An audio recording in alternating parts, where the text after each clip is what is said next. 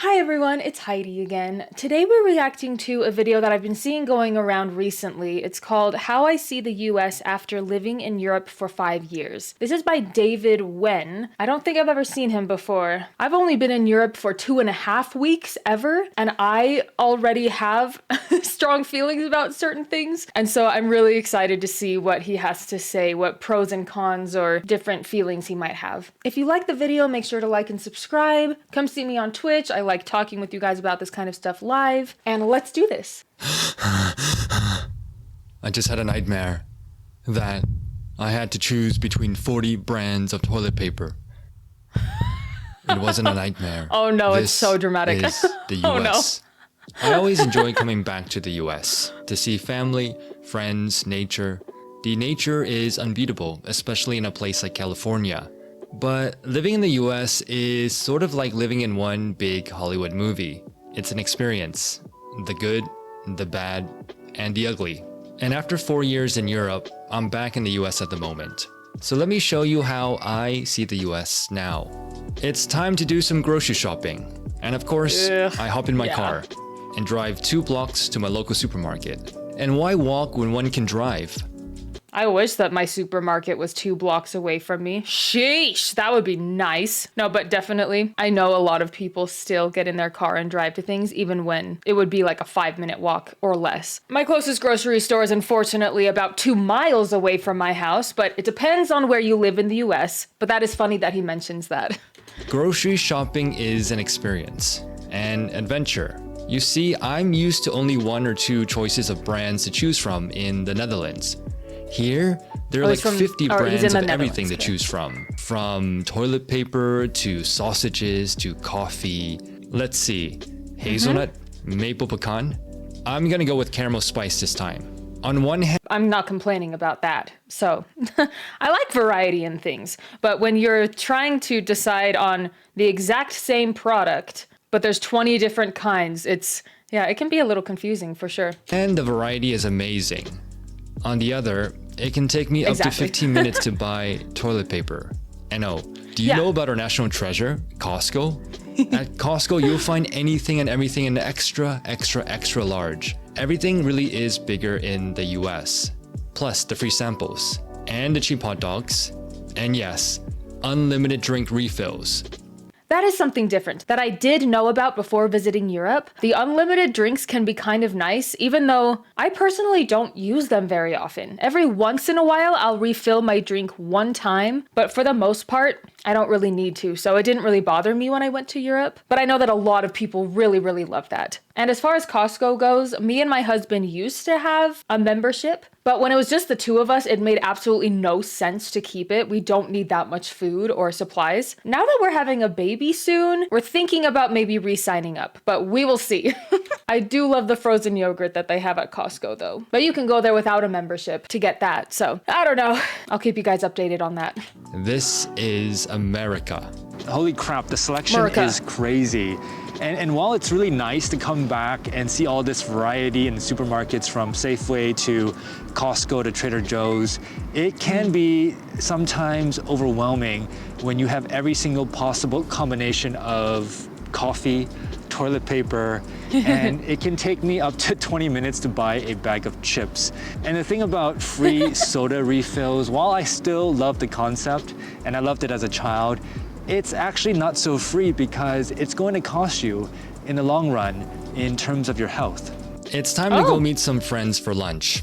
Very interesting perspective. I guess you can say that. I thought he was going to say that drinks might be a little more expensive so that you can have free refills. But no, when it comes to health, I guess it does come at a cost. I wasn't expecting that though. That kind of hit me like, oh, yep, that's true.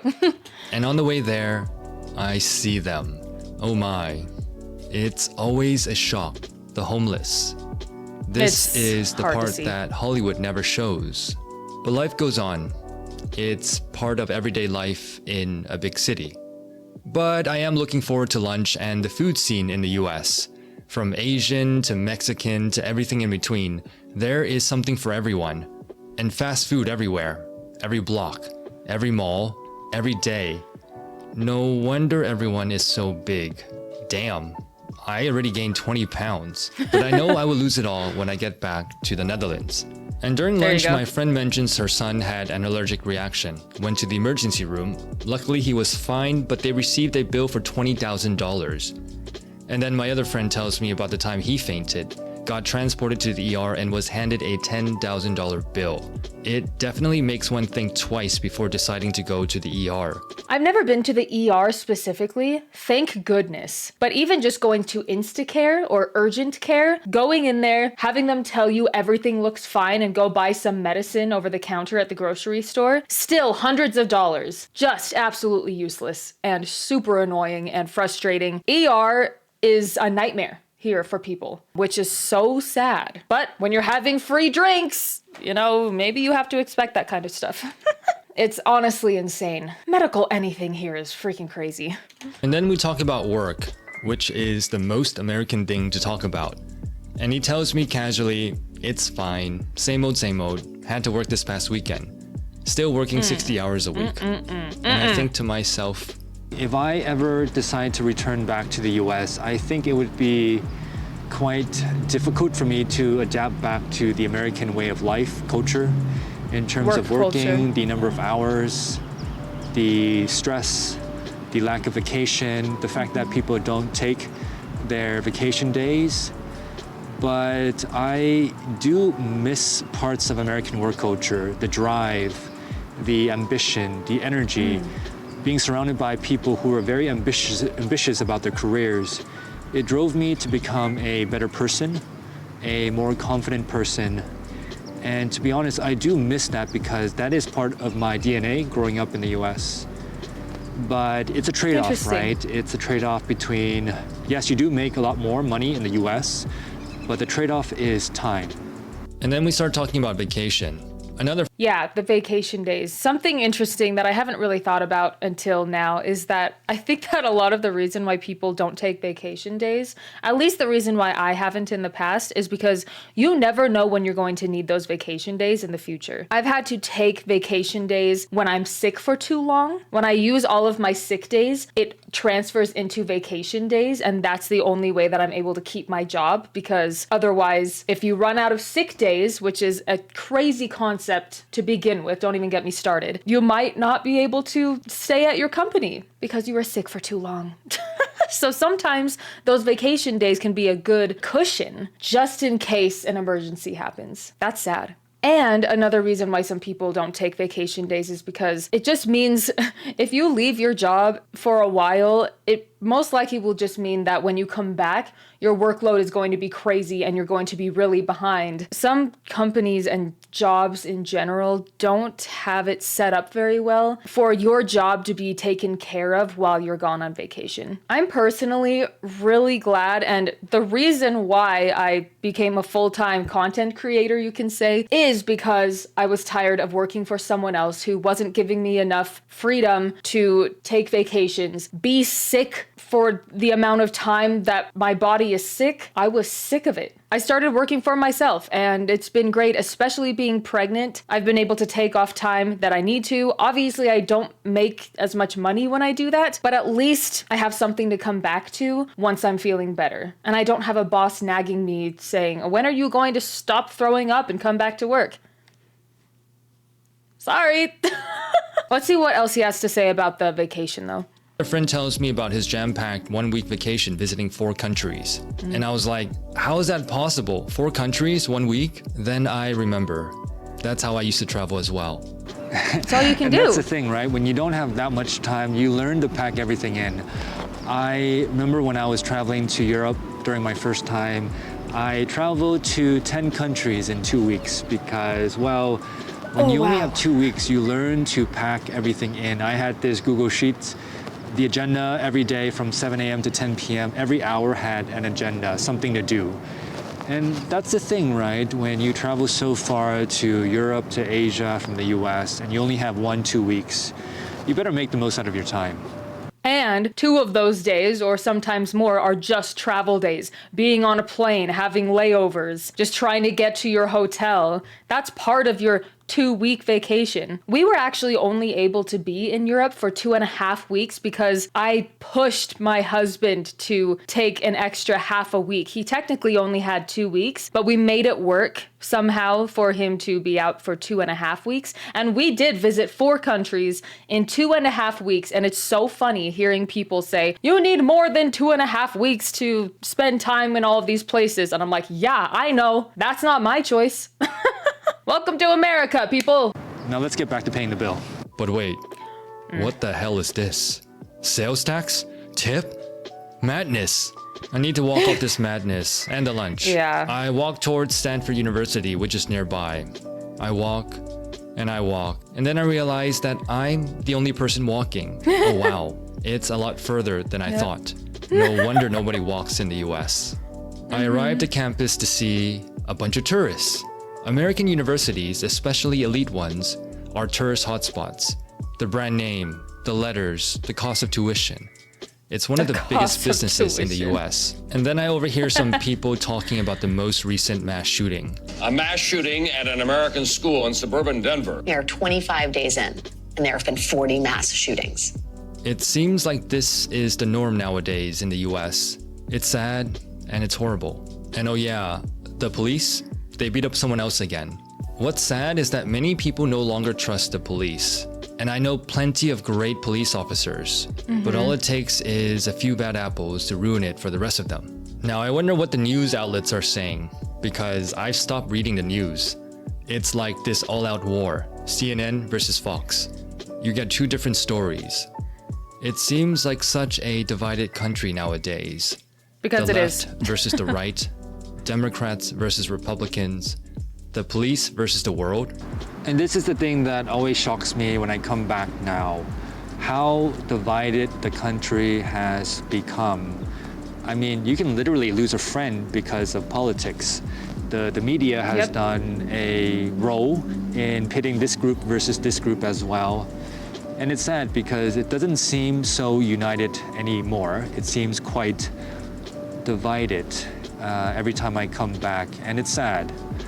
And the thing about the police, well, the police, they have such a bad reputation now when in fact they should be part of the community protecting people. And yes, there have been very unfortunate events that have happened.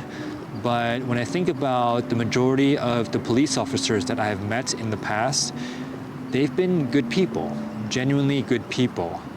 And nowadays we tend to label people based on this profession. It's a bias, when in fact, I think it's wrong to do that. I think we should judge people based on their character, not on a label that we attach them to. But yeah, I hope things get better. I don't think so in the short term, but I hope things get better. Definitely not in the short term. He hits a lot of really good points there. I do think it's really sad that police officers are painted in such a bad light. But it's true that we see things on the internet. People post the bad stuff. You know what I mean? Every once in a while, I'll see a video of a police officer doing something really good. And I love videos like that. I make sure to like them because I want to see more stuff like that. It is true that even when I'm driving and I pass by a police car, I tense up. Okay, don't mess up, don't mess up, don't look bad. It's difficult to not be a little bit scared or biased against the police sometimes when you find out that the amount of time that police officers go through training is not nearly as long as just somebody owning a gun in a European country. Police officers sometimes have a lot of power and it can be very easy to abuse it. I agree that not every police officer is abusing their power or bad people. I know personally police officers as well who are really, really great, but it is sad that there are just some things happening that aren't quite right, and it is really scary. I also really quickly just want to mention, it was like 10 minutes ago, but he talked about homeless people for like 15 seconds maybe. And it's so funny. That's kind of how it's been here for a while, that you look at the homeless and say, oh man, that's such a bummer. And then you just move on. It's so sad. It's such a huge issue. And there are some people and some political parties and organizations trying to do something about homelessness here. But it is sad how much of a just, this is life, just don't worry about it type of attitude that a lot of people here have. It's crazy to me. All right, let's continue though. At least public restrooms are still free in the US. It's time to head to the mall to do some shopping. That's true. And say hello to American consumerism and overly friendly customer service people. Shopping in the US is sort of like a game. Looking for deals, getting credit card points. It can be extremely fun and addicting. But this is all part of the game of American consumerism. It's so annoying. be careful, or else you'll be in credit card debt like a dearth of Americans. Well, it's late and it's time to head home. And of course, there's traffic at 3 p.m. And this guy ahead of me just cut off the cyclist. It's quite a shock to see bikes, cars, buses, motorcycles all merging together in one lane.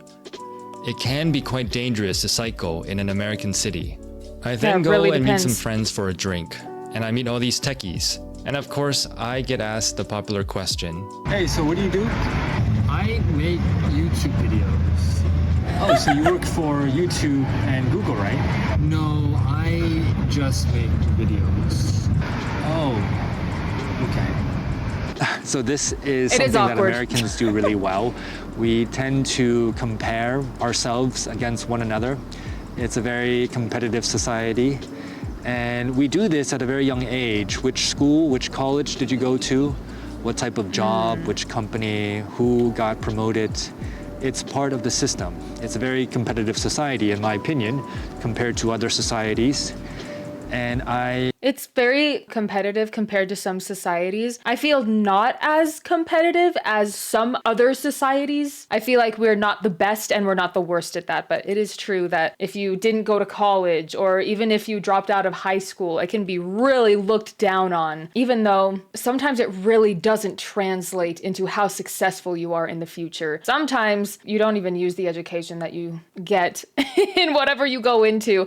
It really just depends on who you are and what your interests become later on. But yeah, it definitely can be awkward when somebody says, "Oh, what do you do for work?" And I'm like, "I post things on the internet. I talk to people online about stuff." I love it though. I think it's been very beneficial for me in my education, so I don't regret it one bit. I remember there was one time when I first started off my career, I was working in the Big Four accounting firm, and I went out to a bar with some friends. They were all investment bankers, and I was talking to this one girl who was an investment banker.